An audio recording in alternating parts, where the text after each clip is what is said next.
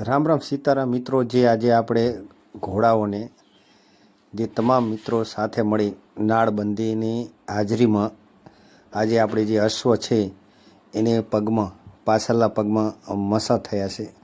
મિત્રો, મસા થતા હોય એટલે અશ્વને આપણે શાંતિથી એમને રસી લઈ તમામ યુનિટના મિત્રો સાથે મળીને અને નાળબંધી જે અનુભવી હોય એ નાળબંધીને સાથે રાખી અને મસાની સફાઈ કરાવરાવી.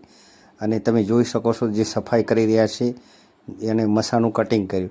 અશ્વને શાંતિથી સુવડાવ્યા અને પછી અંદરથી જે ખરાબ હતું એ બધું એકદમ શાંતિથી નીકાળ્યું, જેથી કરીને અશ્વને ચાલવામાં જે તકલીફ થતી હોય એ બિલકુલ રાહત થઈ જાય.